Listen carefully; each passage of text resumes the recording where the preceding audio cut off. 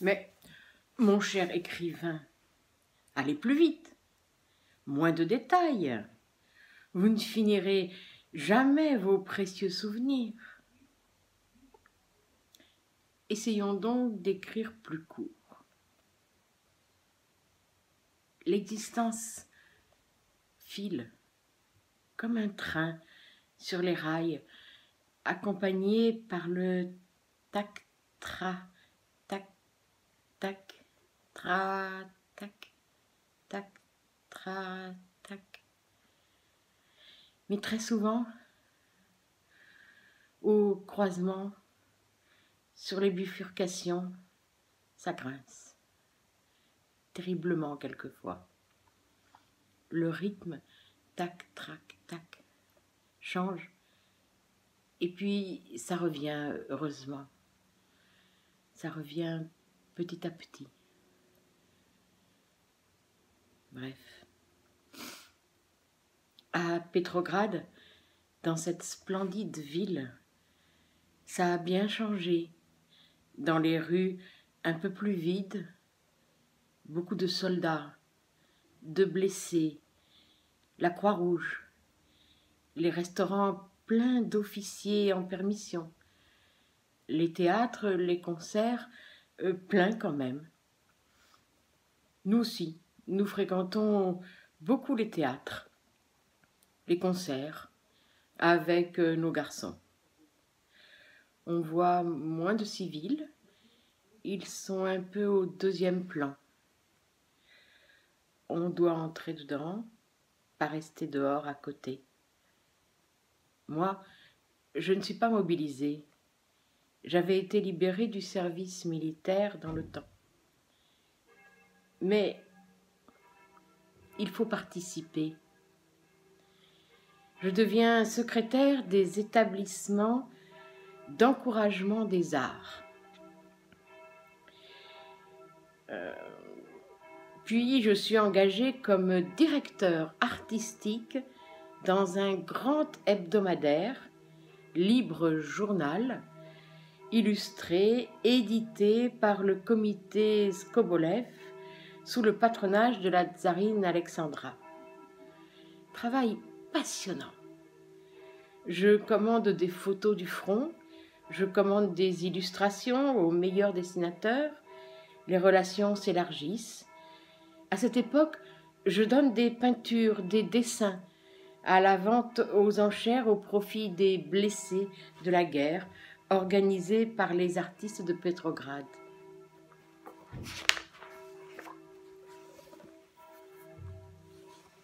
Si on veut écrire plus brièvement, moins détaillé, alors on oublie des petites nuances assez chouettes. Pendant ces années 1915-1917, ma femme s'occupait bien sûr beaucoup de l'éducation de nos deux garçons. Elle les préparait pour l'école. On travaille, on lit, on écrit. Garrick lit beaucoup de livres sur la vie des animaux. Ma femme engage une jeune institutrice pour les préparer au cours, selon le programme. Ils réussissent l'examen, ils sont admis. Georges à la première classe, Garrick classe préparatoire. Guerre, révolution, mais ma femme part avec les deux en plein hiver pour la Finlande, dans un sanatorium qui s'appelle Rauka.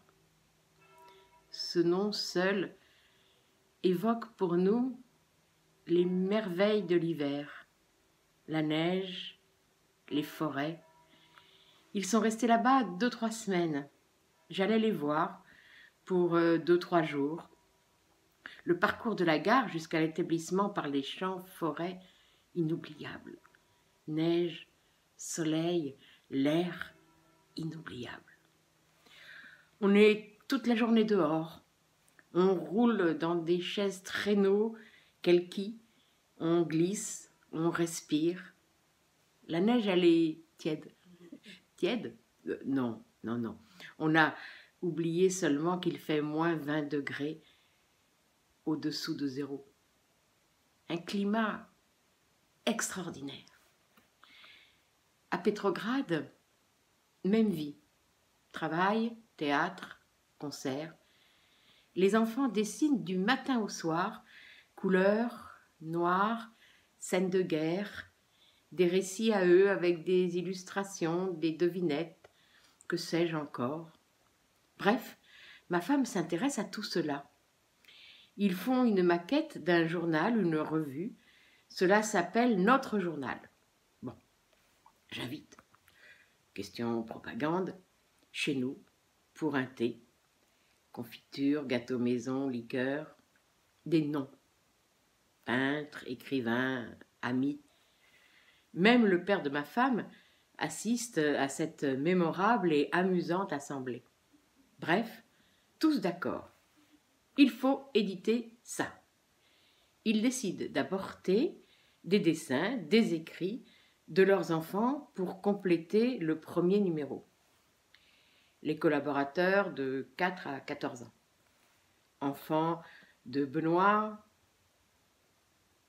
Dobojski, Roéric, Koublin, Tchernov et d'autres.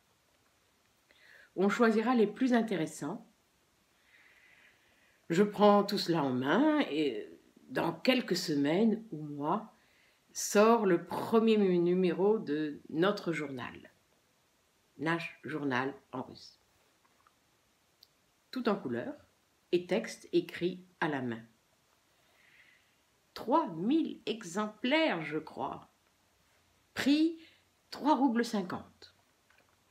Le journal, avec ma préface et quelques pages d'opinion sur le journal d'enfants de célébrités de Petrograd, le premier bouquin dans le monde, nulle part on avait fait quelque chose de pareil.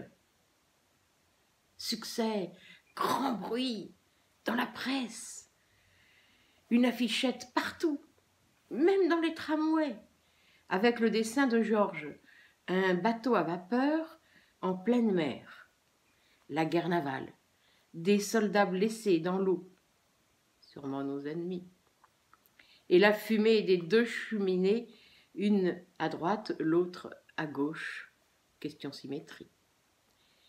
Les critiques dans la presse, professeurs de lycée, savants, médecins, écrivent.